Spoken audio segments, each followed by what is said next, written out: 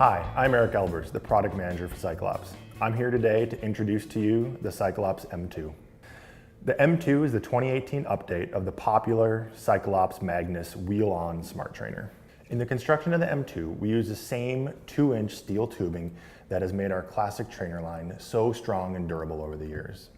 The front folding feet allow the trainer to fold down to a compact size to allow for safe travel and storage of the trainer. On top of the trainer frame, you'll find a spring-loaded bolt action clamp, as well as a 3-position adjuster. The bolt action has a spring incorporated into it to be sure you have a soft and secure skewer contact, and it prevents it from being over-tightened to your frame. The 3-position adjustment on the non-drive side easily adapts the trainer to 120 millimeter, 130 millimeter, and 135 millimeter space bikes. You got a bike with a through axle? No worries. We offer adapters that'll fit both 142 millimeter and 148 millimeter bikes. Let's also not forget the leveling front feet of the trainer. If you find yourself in an uneven surface, it's as simple as a few turns of the rear eccentric leveling feet to level it out. The M2 also has the innovative clutch knob for proper tension against your bike tire. All that you need to do is ensure your tire is inflated to the manufacturer's recommended pressure, and then turn it until it clicks. The clutch knob acts just like the gas cap in your car, and when at the proper tension, won't let you go any further. That's about all for the frame and the structure of the M2. Let's talk about what's changed internally and with the firmware updates for the M2.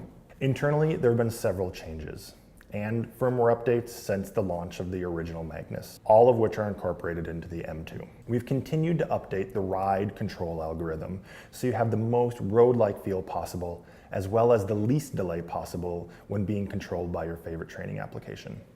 The M2 continues to support the AMP+ FEC communication standard, as well as Bluetooth 4.0, so you can be sure that your favorite training app will be compatible. Also visible through the top venting of the M2, you'll see a series of blinking lights.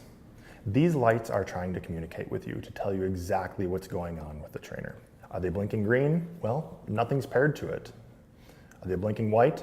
That means you have a successful AMP+ connection. Blinking blue? Well, you got a successful Bluetooth connection. There's a bunch more messages that are outlined in the manual that I encourage you to check out. The integrated cadence detection on the M2 uses a series of 4 magnets in the flywheel to get high resolution reading of the rider's power output and able to see the peaks and valleys within a single pedal rotation. It turns this into accurate cadence reading.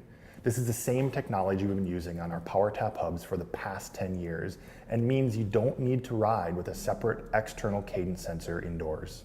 Are you short on time for ride and don't want to fire up your training software? No worries.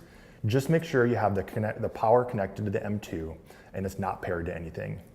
You'll see a green light blinking. This means it's in headless mode and you can ride the trainer with a progressive resistance curve of our best-selling fluid squared trainer. There's no denying it. The M2 has a lot of capability when it comes to resistance. The trainer is capable of creating up to 1,500 watts of resistance and duplicating up to grades up to 15%.